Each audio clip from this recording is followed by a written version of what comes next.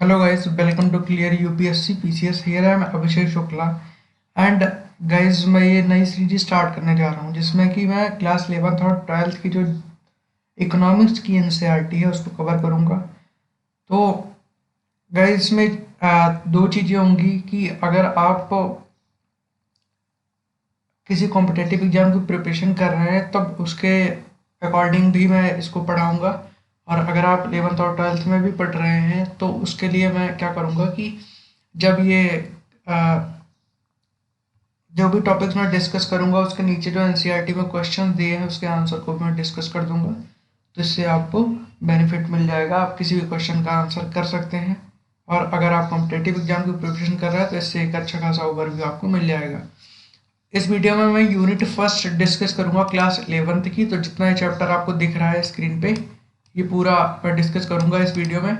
Unit first के chapter first में क्या होगा कि 1947 से 1990 तक क्या हुआ था, ठीक है ना। मतलब कि कॉलोनियल पीरियड जो था, जो ब्रिटिश राज का पीरियड था, उस टाइम पे इकोनॉमी हमारी कैसी थी और डिफरेंट सेक्टर्स के बारे में बात करेंगे। दूसरा चैप्टर सेकंड में हम बात करेंगे इंडियन इकोनॉमी। तो इंडियन इकोनॉमी क्या होगा कि पहले चैप्टर में हम बात करेंगे ब्रिटिश राज में क्या था, दूसरे चैप्टर में बात करेंगे ब्रिटिश राज के बाद इंडिया में क्या क्या किया गया और कैसे हमारी इकोनॉमी धीरे धीरे फॉर्म हुई और कैसे कैसे डेवलप की गई। So okay let's start. अगर आपको आने वाले 11th 12th की सारी वीडियो की नोटिफिकेशन चाहिए तो प्लीज चैनल को सब्सक्राइब कर दीजिए और बेल आइकन दबा दीजिएगा। See guys, I am not educator, you know, ये मेरा बिजनेस नहीं है। I like to share information, that's why I am doing that. वैसे मेरा कोई बिजनेस का इससे मोटिव नहीं है। तो अगर आपको वीडियो सही है देन यू कैन सब्सक्राइब, अगर आपको वीडियो नहीं चाहिए then it's your call, you can subscribe or not, it's up to you. Okay, now let's start. This is the chapter first and let's start from the introduction. The primary objective of this book, Indian Economic Development, is to familiar with you with the basic feature of Indian economy. तो basic feature की बात हो रही है, ठीक है ना। basic features के बारे में बात की जाएगी, ठीक है ना। The structure of India present day economy, not just the current baking। वही कहा गया कि जो अभी प्रेजेंट फॉर्म है इकोनॉमी का इंडिया का, ऐसा नहीं है कि वो तुरंत ही बन गया, इसमें बहुत साल लगे। और कॉलोनियल पीरियड में जो ब्रिटिशर्स ने इसको एक्सप्लॉइट किया उसके थ्रू धीरे धीरे डेवलप होता हुआ फिर ये प्रेजेंट फॉर्म में आया। Okay, low level of economic development under the colonial rule. तो कॉलोनियल रूल में low level of economic development क्यों हुआ ये समझना जरूरी है हमारे लिए।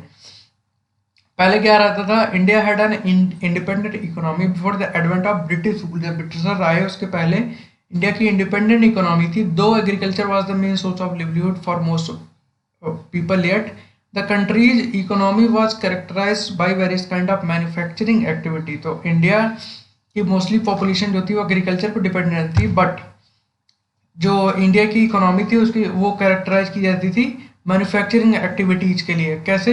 India was particularly well known for its handicraft industry. Handicraft industry के लिए फेमस था, जैसे कि कॉटन और silk, textile, metal and precious stone extra.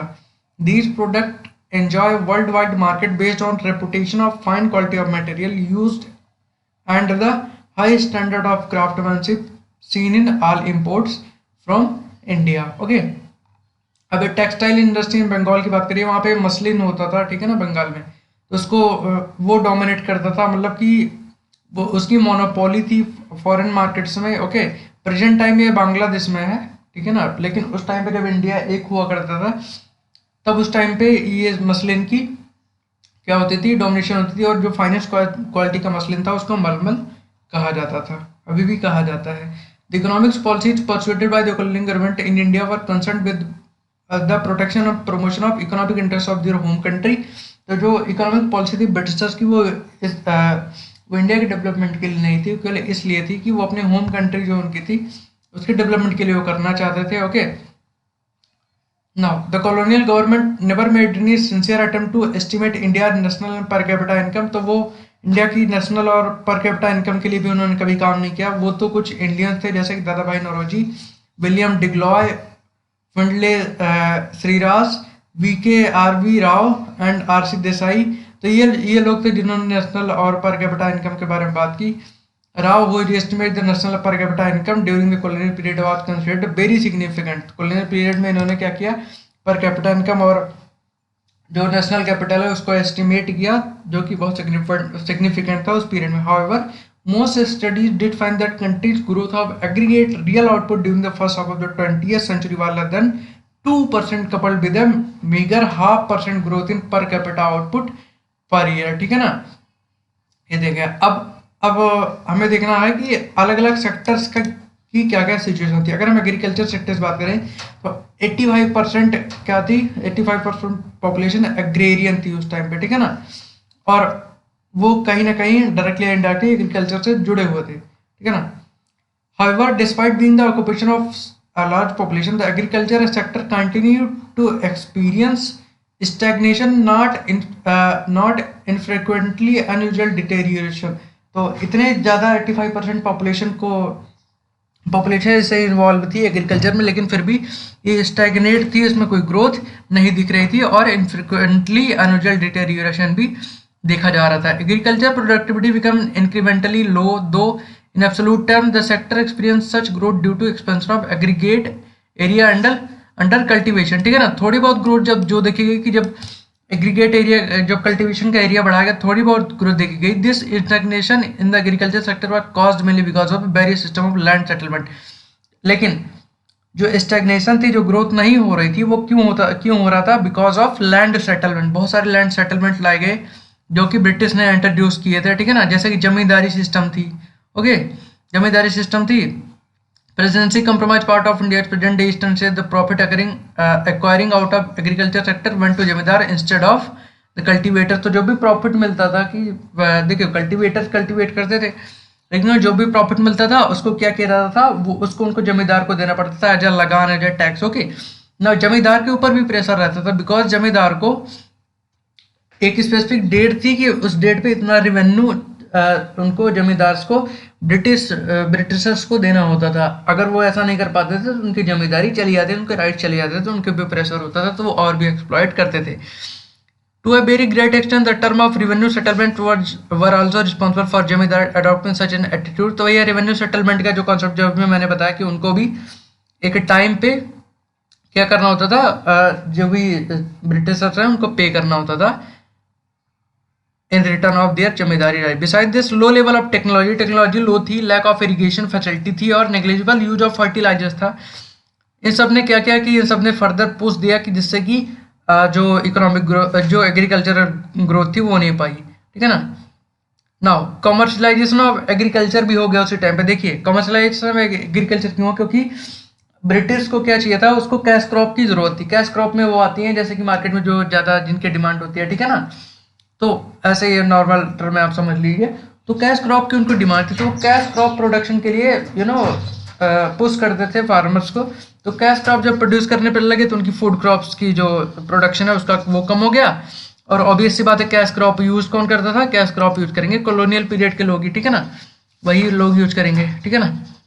India agriculture production received further setback country partition. तो जब पार्टीशन हुआ तब इंडिया का एग्रीकल्चर और भी फर्दर डाउनग्रेड हुआ. कैसे डाउनग्रेड हुआ कि देखिए जो हमारा सबसे ज़्यादा प्रोडक्टिव रीजन था, ठीक है ना, जैसे पंजाब कुछ चला गया पाकिस्तान में. ओके, तो हमारा मोस्ट फर्टाइल रीजन कहाँ चला गया? पाकिस्तान में. दूसरी बात, अभी जो जहाँ पे अभी बांग्लादेश है, ठीक है ना, जो अभी बांग्लादेश से पहले ईस्ट पाकिस्तान था. ठीक है ना, तो ईस्ट पाकिस्तान में भी जूट की बहुत ज़्यादा प्रोडक्शन हुआ करता था, लेकिन जब पार्टीशन हो गया तो वो प्रोडक्शन इंडिया से कट डाउन हो गया. इसकी वजह से भी क्या हुआ कि जो एग्रीकल्चर सेक्टर है उसमें प्रॉब्लम हुई. Now if we talk about industrial sector, okay, अगर हम इंडस्ट्रियल सेक्टर की बात करते हैं, as in case of agriculture, so also in manufacturing, India could not develop a sound industrial base under the colonial rule, even as the country's world famous handicraft industry declined. तो India की जो world famous handicraft industry थी वो decline हो गई. Okay, no corresponding modern industrial base was allowed to come to take pride of place so long enjoyed by farmer. ठीक है ना, वही है कि कोई भी ऐसा जब हैंडीक्राफ्ट इंडस्ट्री जब डिस्ट्रॉय हुई तो कोई ऐसा बेस नहीं आया जो कि इसको रिप्लेस कर दे. ठीक है ना. The primary motive of colonial government behind the policy of systematically deindustrialising India was two fold. तो जो ब्रिटिशर्स थे वो इंडिया इंडिया को डी इंडस्ट्रियलाइज क्यों कर रहे थे, क्यों जो हमारी हैंडीक्राफ्ट इंडस्ट्री थी वो भी इन्होंने छोड़ दी। पहला, to reduce India to status of more exporter of the important raw material for the upcoming modern industry in the Britain, ठीक है ना। कि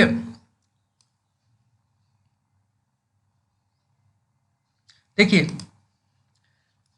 होता क्या था कि इंडिया की हैंडीक्राफ्ट इंडस्ट्री जो थी वो बहुत अच्छे से वर्क कर रही थी, ठीक है ना, बहुत वर्ल्ड फेमस थी। लेकिन उन्होंने क्या किया, इन्होंने उसको डिस्ट्रॉय कर दिया। जब डिस्ट्रॉय कर दिया, यहाँ के फाइनल गुड्स की डिमांड बंद हो गई, तो क्या हुआ कि रॉ मटेरियल हमने ज़्यादा एक्सपोर्ट करना, बाहर भेजना शुरू कर दिया, ठीक है ना। तो ब्रिटिशर्स यही चाहते भी थे। हैंडीक्राफ्ट इधर इंट्रोड्यूस किया कि जब हमने रॉ मटेरियल भेजना शुरू किया बाहर को, तो ब्रिटिशर्स ने क्या किया, उसको परचेज करके वहाँ पे ब्रिटेन में फाइनल गुड्स बना लगे, और उस फाइनल गुड्स को क्या करते थे, उस फाइनल गुड्स को यहाँ इंडिया में लाके सस्ते दामों में बेचते थे, ठीक है ना। ये पहला था। दूसरा, to turn India into a sprawling market for the finish product of those industries so that their continue expansion could be ensure to maximum advantage of their home country, ठीक है ना। दूसरा क्या था कि इंडिया की जो इकोनॉमी है उसको एक इंडिया की जो मार्केट है उसको स्प्रॉलिंग मार्केट बना दें, ठीक है ना, जिससे कि इसका फिनिश प्रोडक्ट जो है उसका क्या है, एक्सपेंशन ना हो और ब्रिटिशर को एक मार्केट मिल जाए, ठीक है ना। तो क्या दो चीजें हो रही हैं, आप समझिए क्या हो रहा है कि हम रॉ मटेरियल उनको सप्लाई कर रहे हैं, उन्होंने हमारी हैंडीक्राफ्ट इंडस्ट्री डिस्ट्रॉय कर दी, हम उनको रॉ मटेरियल सप्लाई कर रहे हैं जिससे कि वो फिनिश गुड बना के इंडिया में बेच रहे हैं, ठीक है ना। तो एक मार्केट इंडिया बन गई, जो कि इंडिया वर्ल्ड फेमस था, खुद ही बनाता था, ठीक है ना। एक मार्केट उनको इंडिया मिल गई, उनका क्या हुआ, ट्रेड क्या हो गया, एक्सपेंड हो गया। दूसरी चीज, अगर हमने जब फिनिश गुड बनाना ही बंद कर दिया, हम रॉ मटेरियल वहां भेजने लग गए, तो हम जहां और जगह पे जहां भेजा करते थे, जैसे इजिप्ट हो गया, ग्रीस हो गया, तो वहां पे हम भेज नहीं पा रहे फाइनल गुड्स। इससे क्या हुआ कि ब्रिटिशर्स की जो मार्केट थी वो और भी एक्सपेंड हो गई, और उनको क्या हुआ, उनको और भी प्रॉफिट मिलने लगा। During the second half of the 19th century modern industry began to take root in India. तो second half of 19th century में मॉडर्न जो इंडस्ट्री थी उसने इंडिया में अपनी जड़ें जमाना शुरू किया, but it progress remain very slow, बहुत स्लो प्रोग्रेस थी। Initially these development were confined to setting of the cotton and jute textile mill. तो पहले कॉटन और जूट टेक्सटाइल मिल बनना स्टार्ट हुई।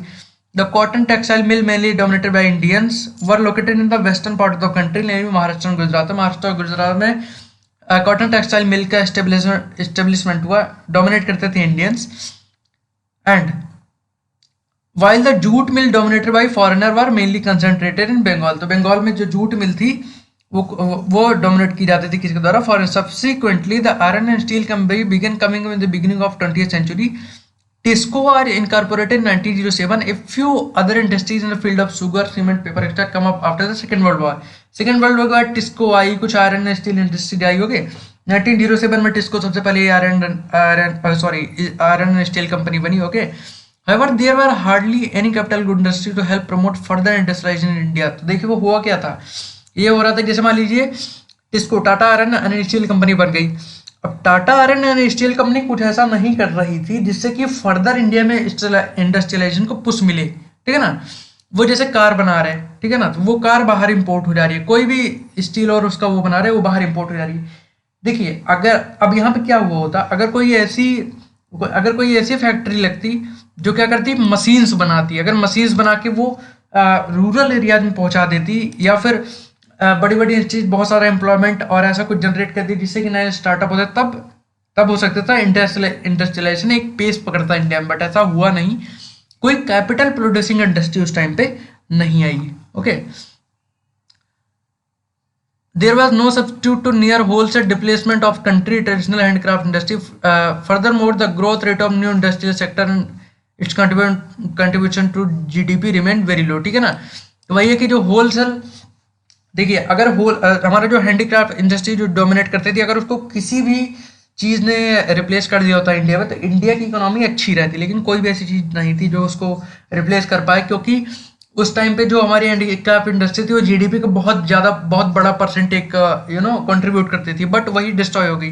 तो जीडीपी में जो नई इंडस्ट्रियल सेक्टर आए उनका कंट्रीब्यूशन बहुत ही कम था। Now foreign trade, India has been an important trading nation since ancient time, but the restrictive policy of commodity production, trade and tariff pursued by colonial government adversely affected the structure, composition and value of Indian foreign trade. Consequently, India became an exporter of primary product. तो क्या हुआ कि Britishers ने क्या किया था, उन्होंने जो final goods and products India से एक्सपोर्ट होते हैं उस पर क्या किया कि टैरिफें लगा दी थी, टैरिफ और टैक्सेस लगा दिए थे, जिससे कि उस पर टैक्स देना पड़ता था और उसकी कॉस्ट ज़्यादा हो जाती थी और ब्रिटेन का गुड्स सस्ता। दूसरी चीज़ इन्होंने क्या की थी कि जो रॉ मटेरियल हम क्या करते थे, रॉ मटेरियल जो हम एक्सपोर्ट करते थे उस पर ब्रिटिशर्स ने क्या किया, उस पर उन्होंने कोई भी टैक्स नहीं लगाता, तो रॉ मटेरियल इंडिया से ज़्यादा एक्सपोर्ट होने लगा, ठीक है ना। दूसरी चीज़ क्या हुआ था कि जब सुएज कनाल बनी, सुएज कनाल के थ्रू ब्रिटिशर्स को इंडिया से ट्रेड करने में और भी कोई इशू नहीं हो रहा था, तो इसके थ्रू भी फर्दर मोर उसका क्या हुआ, डोमिनेशन इंडिया पे बढ़ा। Furthermore this export result in any flow of gold और silver into India, rather this was used to make payment for the expenses incurred by officers set by the colonial government in Britain. तो जिन लोगों ने history पढ़ी होगी उनको पता होगा कि ब्रिटिशर्स क्या करते थे, इंडिया से ही जो वेल्थ है उसको एक्सट्रैक्ट करते थे, इंडिया से वेल्थ एक्सट्रैक्ट करके उसको इंडिया में अपनी जड़ें जमाने के लिए, अपने आर्मी के लिए, अपने सेटलमेंट के लिए, अपने एडमिनिस्ट्रेशन के लिए यूज करते थे। उसको वो लोग क्या करते थे, इन्वेस्टमेंट कहा करते थे, ठीक है ना। ये सुएज कनाल है, ये इंडिया है, ये अफ्रीका के बीच में, यहाँ पे सुएज कनाल है, ठीक है ना। यहाँ पे सुएज कनाल है, तो यहाँ से अब अभी तक इनको क्या करना पड़ता था, यहाँ से पूरा घूम के आना पड़ता था, बट यहाँ पे सुएज कनाल जब से खुला तब ये ऐसे यहाँ से आ जा करते थे सीधा इंडिया। तो ये रूट जो है क्या हुआ कि छोटा हो गया। ओके, डेमोग्राफिक कंडीशन क्या थी कि कंसेंसस सबसे पहले हुआ, सेंसस हुआ सबसे पहले 1881 में, याद रखिएगा। Though suffering from certain limitation reveal the unevenness in India's population growth, unevenness so इसमें इंडिया की पॉपुलेशन ग्रोथ में। Even 10 years such census operation were carried out before 1921 India was in the first order of demographic transition। तो demographic transition theory आप पढ़िएगा, उसमें आपको समझ में आएगा कि 1921 के पहले इंडिया कहाँ पे था, first stage of demographic transition theory था। Second stage of transition began after 1921, however neither the total population of India nor the rate of population growth at this stage were very high, ठीक है ना। तो 19 इस stage पे क्या था कि ना तो रेट ऑफ पॉपुलेशन ग्रोथ जो थी, ठीक है ना, और ना ही टोटल पॉपुलेशन बहुत ज़्यादा थी, but the various social development indicator were also not quite encouraging. लेकिन बहुत सारे जो सोशल डेवलपमेंट के इंडिकेटर्स थे वो अच्छे नहीं थे, जैसे मोर्टालिटी रेट बहुत ज़्यादा हाई था, ठीक है ना। लिटरेसी रेट 16% थी मेल ओवरऑल, फीमेल्स की लिटरेसी रेट ओनली 7% थी, ठीक है ना। इनफैक्ट मोर्टालिटी रेट 218 थी, ठीक है ना, पर 1000, ठीक है ना। In fact okay, life expectancy very low थी 32 years in contrast to present 63 year. अभी प्रेजेंट में 63 ईयर है, बट पहले 32 ईयर्स थी। Occupational structure during the colonial period, the occupational structure that is distribution of working person across the different industries and sector, so little sign of change है, ठीक है ना। तो ऑक्यूपेशनल स्ट्रक्चर मतलब कि कौन कौन लोग कहाँ पे काम कर रहे थे, डिस्ट्रीब्यूशन, तो उसमें थोड़ा चेंज आया, ऐसा कहता है, ऐसा इसमें लिखा है।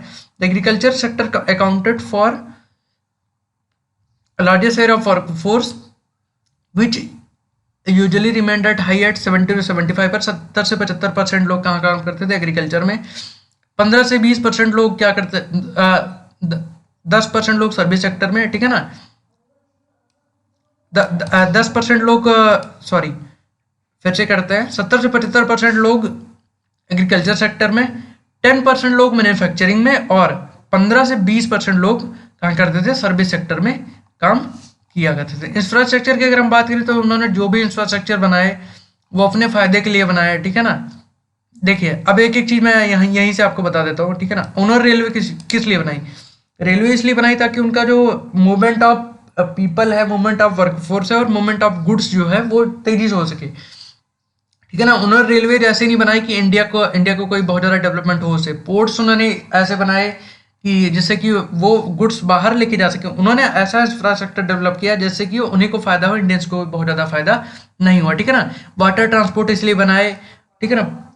और पोस्ट उन्होंने बनाए कम्युनिकेशन के लिए, जिससे उनका एडमिनिस्ट्रेटिव सिस्टम सही रह सके। टेलीग्राफ्स यूज होता था मिलिट्री के लिए, ठीक है ना। अब एक एग्जाम्पल है, जैसे मान लीजिए अब आप कह रहे होंगे कि अगर मान लो उन्होंने रोड्स बनाए तो रोड से हमारा डेवलपमेंट हुआ, नहीं ऐसा नहीं हुआ। जैसे सपोज उन्होंने जब रोड्स बनाए तो उन्होंने रोड ऐसे बनाए कि उनका एक एडमिनिस्ट्रेटिव सिटी से दूसरी एडमिनिस्ट्रेटिव सिटी तक उनका उनकी जो है रीच बन सके। ऐसा नहीं था कि गांव गांव उन्होंने रोड बना दिए, गांव के लोगों की रीच सिटी तक वही थी कि उबड़ खाबड़ रास्तों से जाना पड़ता था, ठीक है ना। वो इतने अच्छे रोड्स नहीं थे कि सारे लोग वहां पे पहुंच सकें। ओके, नाउ ये पूरा डिटेल उसी की दी हुई है। This is the conclusion. Okay, so guys ये सारे क्वेश्चंस है, एक्सरसाइजेस है। ओके, तो मैं क्या करूंगा, अभी ये चैप्टर खत्म हो गया है तो ये वीडियो बहुत ज़्यादा लंबा हो जाएगा, तो इसको मैं अपलोड करता हूँ। जिन लोगों को ये क्वेश्चन के आंसर चाहिए वो सब्सक्राइब कर लें। इसके जस्ट बाद में इन सारे क्वेश्चन के आंसर का एक वीडियो बना के इस पर अपलोड कर दूंगा। इसकी प्लेलिस्ट में बना दूंगा जिससे कि आप इसको यूज कर सकें। और इसके सेकंड पार्ट के लिए सब्सक्राइब कीजिए, सेकंड पार्ट इसके बाद आएगा। So thank you, have a good day, and as always हारा वही जो लड़ा नहीं।